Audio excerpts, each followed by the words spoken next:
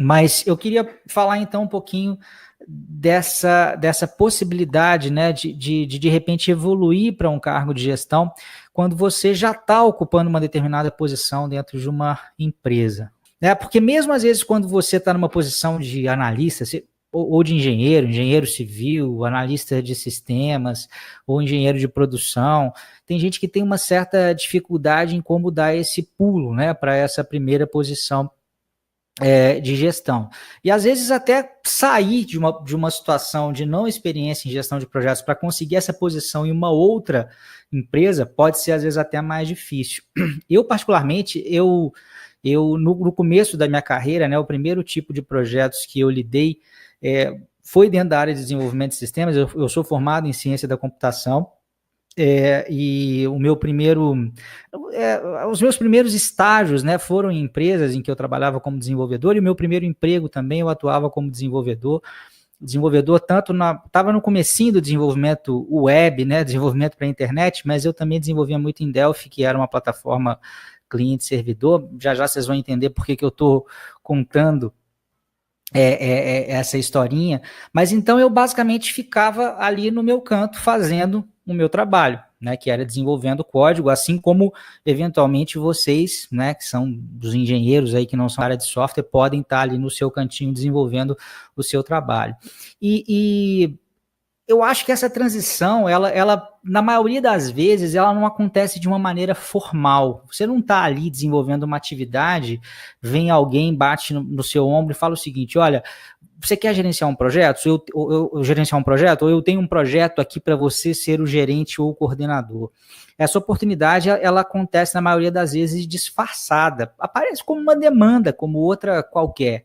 No meu caso específico, um belo dia, a gente trabalhava com um sistema para transportadoras, né? Então era um sistema de apoio à operação de transportadoras, emitia os documentos fiscais das transportadoras, os documentos que ela tinha que carregar dentro dos caminhões para levar as mercadorias.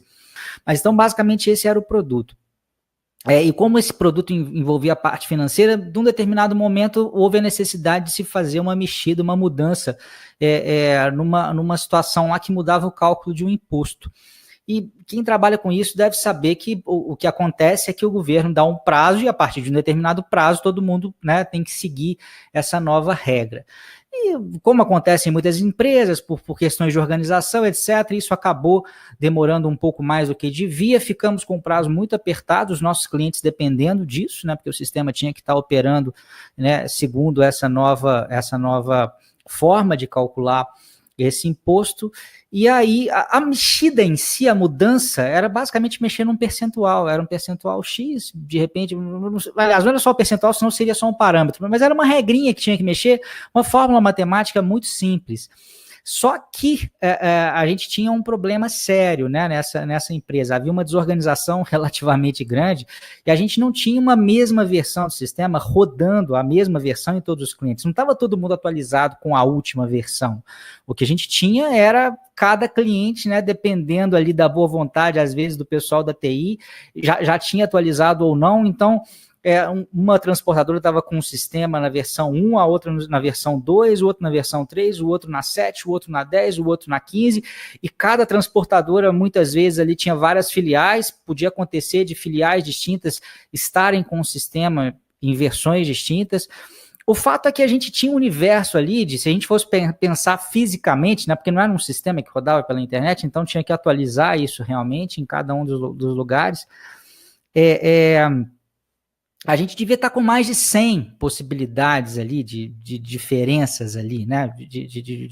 Quer dizer, não versões diferentes, mas um cenário bem complexo, talvez umas 10 a 15 versões distintas.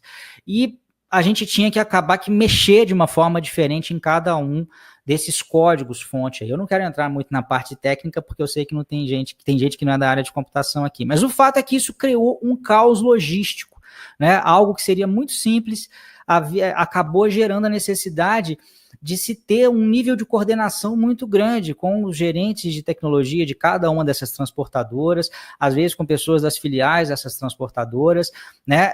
O que eu estou querendo dizer? Isso acabou sendo um projeto. A mexida em código era uma coisa ridiculamente simples, mas fazer esse troço funcionar em tempo hábil, no curto espaço de tempo que a gente tinha naquele momento lá, era um projeto.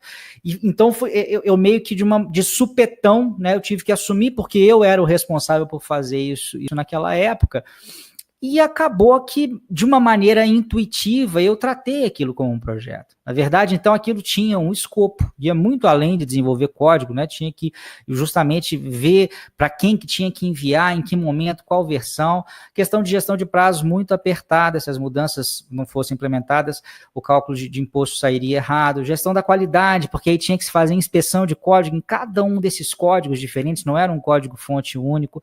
Gestão de recursos humanos, porque eu tive que envolver outros desenvolvedores, né, que não eram meus funcionários, não eram meus subordinados, eu tive que liderar aquilo. Gestão da comunicação e partes interessadas, quer dizer, eu tinha que comunicar muito claramente com esses outros envolvidos dentro dessas diversas empresas que se utilizavam do sistema, para eles fazerem exatamente o passo a passo que eu precisava, né? Na época tinha que se rodar um script no banco de dados, se o troço não fosse rodado do jeito certo, dava uma lambança danada. Então, assim, na verdade, de certa forma, aquela lambança estava um pouco que mostrando a nossa incompetência enquanto empresa na época. Então, essa coisa de saber como lidar com as partes interessadas, como comunicar, como obter o apoio dessas partes interessadas, não era algo muito simples. Gestão de riscos, né? Aquele script lá que eu mandei fosse rodado mais de uma vez, enfim, sem entrar muito no mérito técnico da questão, o fato é isso, era uma coisa que a princípio era uma atividade, mas virou uma colcha, né, um emaranhado de atividades que tinham que ser executadas de uma maneira coordenada para que o resultado fosse o adequado, ou seja, aquilo era um projeto. E isso pode muitas vezes acontecer no cenário de vocês, né? Pode acontecer numa situação de emergência, como aconteceu comigo, ou vocês podem eventualmente perceber esse tipo de situação e se aproveitar, né, dessa oportunidade, né, para eventualmente assumir algo que num primeiro momento pode doer, quer dizer, não foi confortável para mim assumir essa realidade, né? Foi meio que um presente de grego ali, né? Foi um troço que não foi muito agradável, mas por outro lado, né, me permitiu ganhar a confiança da pessoa que era a dona da empresa e menos de um ano depois eu acabei sendo chamado para ser o coordenador de desenvolvimento de sistemas e, na verdade, aí sim eu tinha vários projetos para gerenciar, porque cada implantação desse sistema dentro de uma nova transportadora era, de fato, um projeto, aí a gente já tinha escopo, aí eu fui estudar, né, aí tudo veio, né, a reboque aí, meio que me empurrando para esse mundo da gestão de projetos. Isso já aconteceu há muito tempo atrás, a gente está falando isso aí provavelmente de uns 18, 19, foi lá perto dos anos 2000 em que isso aconteceu. Então essa, sem dúvida, é uma maneira. É interessante a gente ficar atento a isso, né? Porque aquela história, às vezes as oportunidades elas aparecem como problemas, né? Quer dizer, pô, eu poderia ter pensado naquela época, mas essa bagunça toda que a empresa está vivendo, você ter um sistema que deveria estar todo mundo utilizando a mesma versão, tá essa salada de versões acontecendo, isso não é culpa minha, por que esse troço vai cair em cima dos meus ombros? Aquilo era um problema. Mas é isso, as oportunidades, muitas vezes, elas vêm disfarçadas de problemas.